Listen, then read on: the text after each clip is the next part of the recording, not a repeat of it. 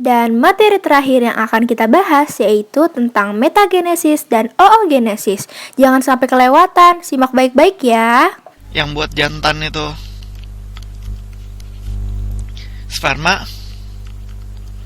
yang untuk betina ovum. Nah, masing-masing ini terbentuknya di mana sih? Yang sperma itu terbentuknya di testis, atau lebih detailnya di vesicula seminalis. Salah, bukan vesicula seminalis, tapi tubulus seminiferus.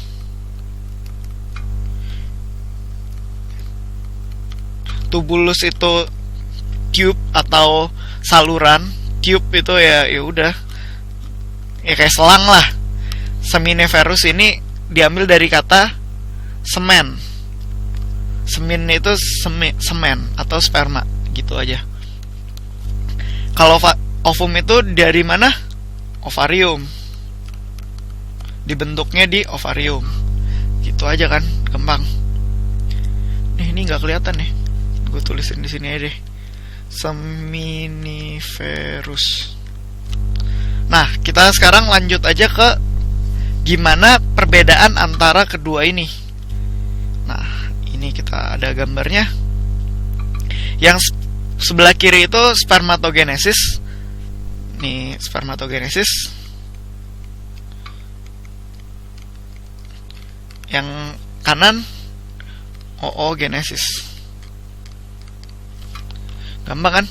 Genesis itu pembuatan, spermatogenesis pembuatan sperma, oo itu ya sel telur, oogenesis pembuatan sel telur. Nah, kita bahas yang sperma dulu. Nah, sel induk dari pembentukan sel sperma adalah spermatogonium.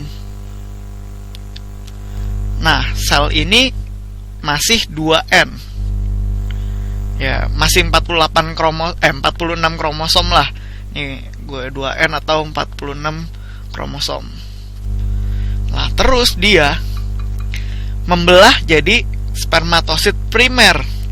Spermatosit primer. Nah, spermatosit primer ini masih 2N. Berarti kalau gitu, proses pembelahannya apa? Jelas ya, mitosis. Kenapa ya 2N? Hasilnya 2N lagi. Nggak ada variasi yang beda kan? Nah, setelah spermatosit primer jadi, spermatosit primer bakalan melakukan meiosis. Nah, hasilnya miosisnya, lu masih ingat kan, meiosis itu ada 2 kali, yang satu sama yang kedua. Meiosis itu 2 kali. Nah, meiosis pertamanya dari spermatosit primer melakukan meiosis jadi spermatosit sekunder. Gampang kan? Primer meiosis jadi sekunder. Gitu. Nah, yang sekunder ini dari satu sel spermatosit primer dapat 2 spermatosit sekunder.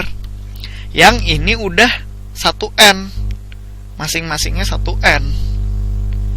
Setelah itu dia bakalan melakukan meiosis 2 lagi. Dia tetap N sama N. Namanya ini spermatid. Buletan-buletan ini spermatid. Kenapa namanya spermatid? Udah mau jadi sperma gitu ya, gampangnya.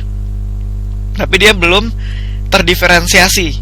Kenapa dibilangnya terdiferensiasi? Karena ini cuma satu sel, fungsinya nggak jelas apa. Tapi begitu dia jadi sperma, dia udah terdiferensiasi. Yang atas ini fungsinya buat nyimpan kode genetik, yang bawah ekor gunanya buat gerak, buat nyamperin ke ovum, bergerak gitu ya.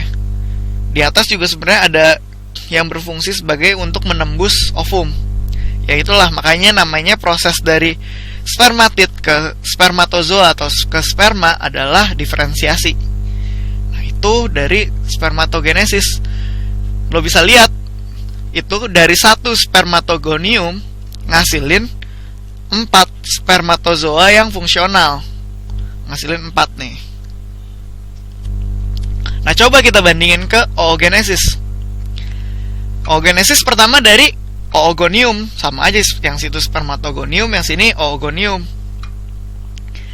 Nah, terus dia mitosis juga, ngasilin primary oosit atau oosit primer yang 2N.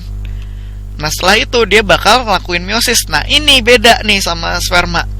Karena meiosis di oogenesis, spermatosit primer begitu meiosis pertama, hasilnya adalah bukan oosit sekunder 2 biji, tapi oosit sekunder 1 dan badan polar 1. Beda ini. Nah, oosit sekunder ini uniknya adalah ini yang dilepas saat ovulasi. Saat, ingat ya, ovulasi itu yang dilepas sel telur yang masih dalam tahap oosit sekunder, bukan tahap udah jadi ovum. Terus kapan dong jadi ovum? Nah, jadi ovum adalah ini kan dilepas nih di dalam tuba falopi. Loh, masih ingat harusnya tuba falopi di saluran rahim. Nih misalnya nih ovarium. Nih ini kayak rahim gitu ya. Gambar gue jelek nggak apa-apa lah ya. Nah, ini di dalam sini ovumnya dilepas, terus dia ketemu sperma. Spermanya berhasil masuk ke dalam, masukin materi genetiknya ke dalam. Saat itulah meiosis 2 pada oogenesis terjadi. Nah, hasilnya pun dari satu oosit sekunder yang dimasukin sperma, hasilnya adalah 1 ootit dan 1 badan polar lagi. Gitu. Ootit ini yang akan diferensiasi jadi ovum dan nanti jadi zigot. Abis itu belah lagi jadi morula, blastula, gastrula, fetus, ya gitu terus. Dan bahkan jadi kita. Nah, yang perlu lo ingat adalah ini ngasilin 4 yang fungsional, sedangkan oogenesis ngasilin cuma 1 yang fungsional. Dan yang gak fungsional ada berapa? Ada 2 badan polar. Uniknya di buku Indonesia nyebutinnya biasanya badan polarnya itu bukan 2, tapi ada 3 badan polar. Kenapa dia 3 badan polar? Karena di buku Indonesia mengiranya badan polar pertama ini ikut melakukan meiosis 2. Jadi ada lagi ini jadi 2. Hasilnya 1, 2, 3, 4. Padahal mah enggak, ini enggak ngapa-ngapain, udah gitu aja. Orang untuk meiosis 2 berlangsung butuh ada keberadaan sperma. Jadi sebenarnya oogenesis itu ngasilin 1 ovum, 2 badan polar. Oke.